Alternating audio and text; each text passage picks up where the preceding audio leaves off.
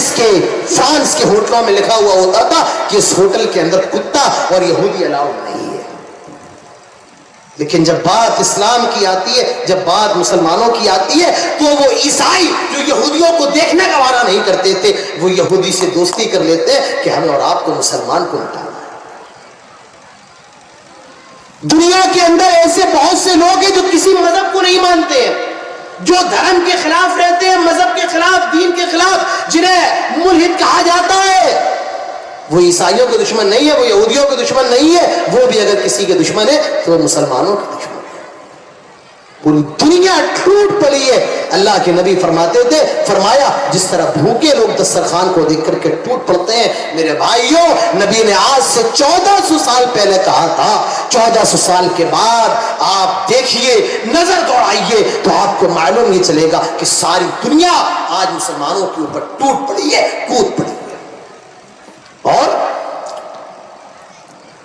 ایک صحابی سوال کرتے ہیں، وَمِنْ قِلَّةٍ نَحْنُ يَوْمَئِذٍ، آئے اللہ کے نبی کیا اس دن ہماری تعداد کم ہوگی؟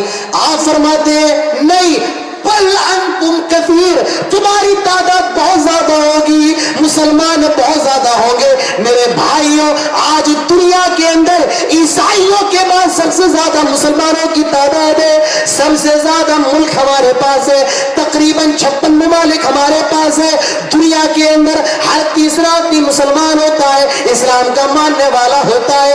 آج دنیا کے اندر عیسائیوں کے بعد سب سے زیادہ سنکھیا مسلمانوں کی ہے. میرے بھائیوں آج ہمارے پاس پیسے کی کمی نہیں ہے، مسلمانوں دولت کی کمی نہیں ہے. سب سے زیادہ پیسہ مسلمانوں کے پاس، سب سے زیادہ اونچی، سب سے زیادہ آرائش اور آرام کس کے پاس؟ مسلمانوں کے پاس. سب سے زیادہ فن کس کے پاس؟ مسلمانوں کے پاس. میرے بھائیوں وسائل کی کمی نہیں، مال و دولت کی کمی نہیں، کسی چیز کی کمی نہیں ہے. لیکن حالت کیا ہے؟ اللہ کے نبی فرماتے ہیں وَلَكِنَّكُمْ غُثَاءٌ كَغُثَاءِ السَّيْلِ، جس طرح سمندر کے پانی کے اوپر جھاگ ہوتا ہے تم بھی اسی جھاگ کی طرح ہوگے.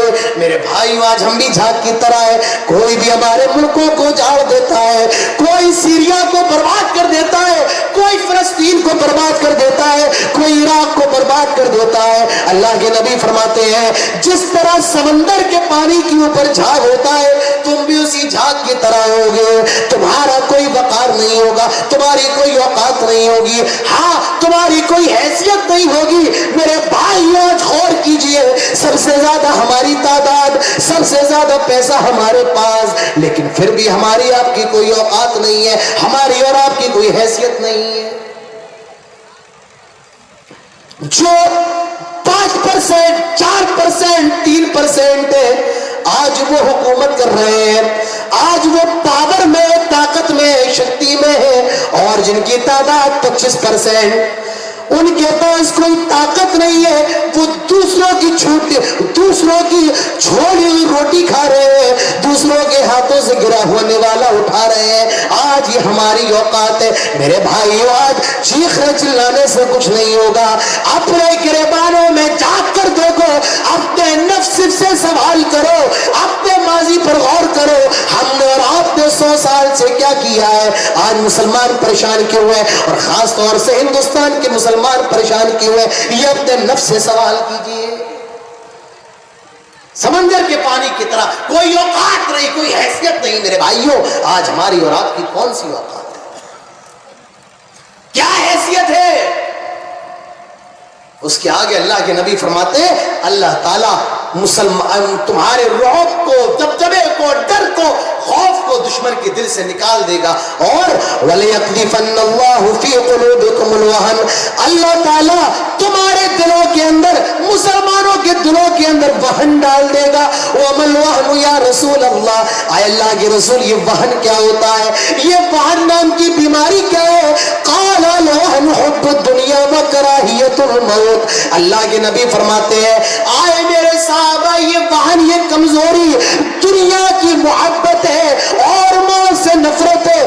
اس حدیث کا پورا مطلب یہ ہے، آئے مسلمانوں، جب تمہارے اندر دنیا کی محبت آ جائے گی، جب تمہارے اندر پیسے کا لالچ آ جائے گا، جب تم دنیا کے پیچھے بھاگنے لگو گے اور موت سے تم کو نفرت ہوگی، تو یاد رکھو تم دنیا کے اندر ذلیل ہوگے، تم دنیا کے اندر پریشان ہوگے، تمہیں ستایا جائے گا، تمہاری ماں بہنوں کی عزت و آبرو کو نیلام کیا جائے گا، تمہارے ملکوں کو برباد کیا جائے گا، تمہیں برباد کیا جائے گا، تمہارے امیروں کو جاڑا جائے گا، تمہارے گھروں کو جاڑا جائے گا۔ میرے بھائیو، آج یہی صورتحال ہماری اور آپ کی نظروں کے سامنے ہے۔